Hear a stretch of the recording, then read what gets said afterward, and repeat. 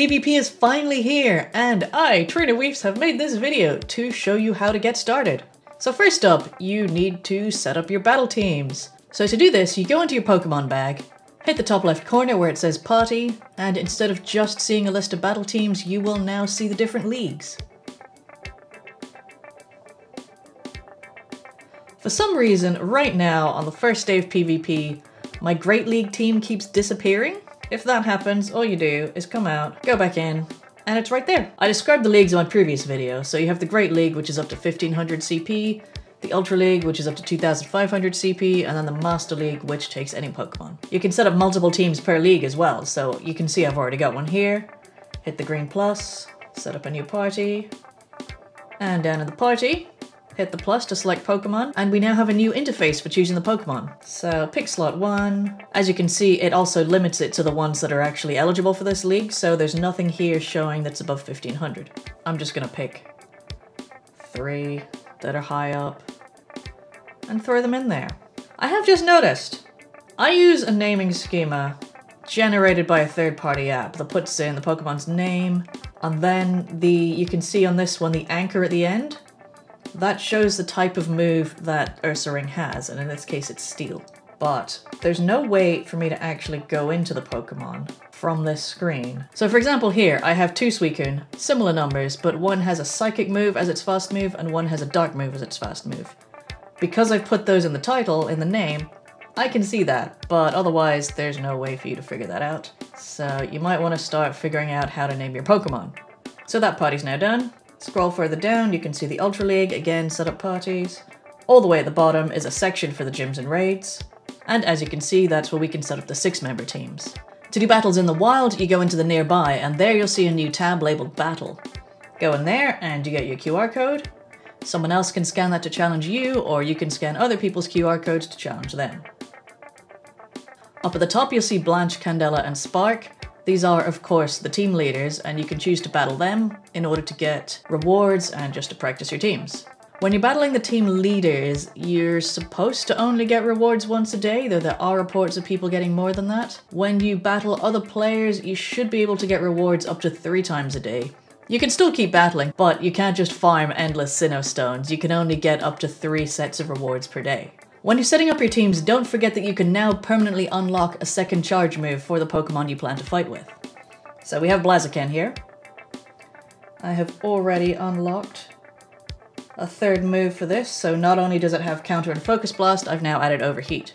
The cost for this permanent unlock is mostly, but not entirely, based on the walking distance to get candy. So with legendaries, which take 20 kilometers to walk, that will cost 100,000 dust and 100 candy to unlock the charge move, or rather the second charge move. For a Pokemon that take 5k to get a candy, the charge is 75,000 and then 75 candy. So that'll be Pokemon like Larvitar and Tyranitar. If it takes 3 kilometers to earn a candy, so something like Togetic, that will be 50,000 Stardust and 50 candy. And then for the 1 kilometer one, so Magikarp and Gyarados, that will be 10,000 Stardust and 25 candy. But the baby Pokemon will always only cost 10,000 and 25 candy. But as soon as you evolve them, they then go back to their normal cost. So that includes Togepi, Totodile, Magby, Tyrogue, Azurill, and Budgie. Evolve those to their 2nd form, and they go back to, say, 50 candy. Note that I haven't included Wynaut and Wobbuffet in that. That's because they only have 1 option for charge moves. So there's no point in unlocking a 2nd slot. It would just be the same move. Starter Pokemons and their whole families are also cheap at 10,000 Stardust and 25 candy. So that'll be Charmander, Bulbasaur, Squirtle, and so on. Especially if you have something like a Community Day Blastoise that has Hydro Cannon. Unlock the other move.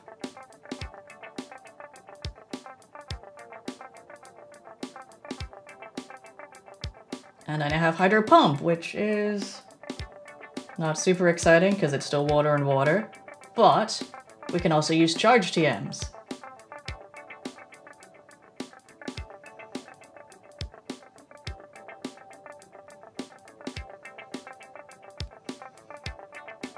So I use that. I want to forget Hydro Pump, not Hydro Cannon. And now it has Ice Beam.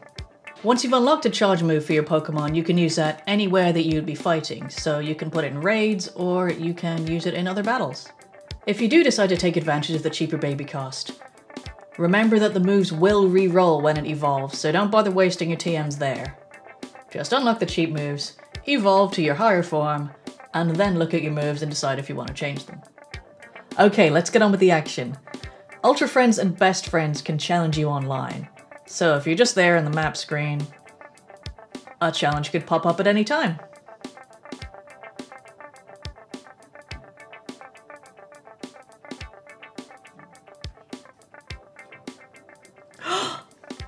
Let's do it! A great league. May as well use the team I just fired up on camera without planning it at all. I have no idea what Nick's chosen here.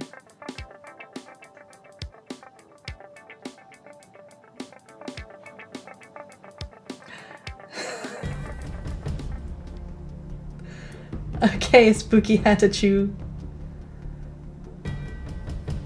You're going down. There's my single charge move. Tap, tap, tap, tap, tap. So this is like a little overcharge thing when you do a charge move, but Nick has used his Protect Shield, which means it did basically no damage, and now he's going to charge move me, but he's really tiny. Okay, that did a lot of damage, and I probably should have blocked that.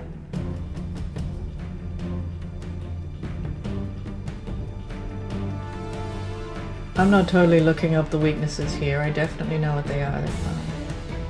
What is Survivor? Dark and Poison?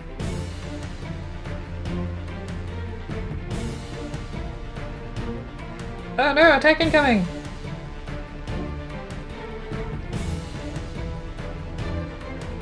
Wow, that really does block almost all the damage, doesn't it? Jeez. Goodbye, Santa Hatachu. And Party Hachu.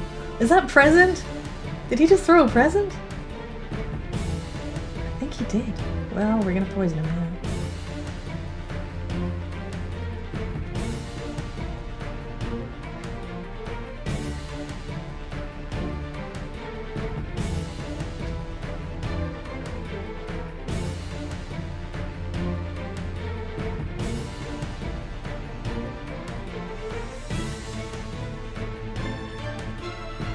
I'm just looking at this bat like, why did he throw a present that time as well? Do they all throw a present? Is it just the party guy?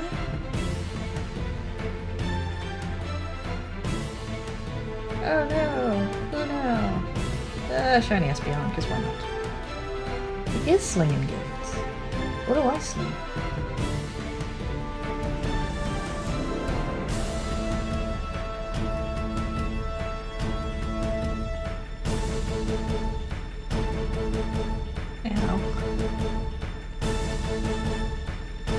Nope, time to put you out of your misery, Party Chew.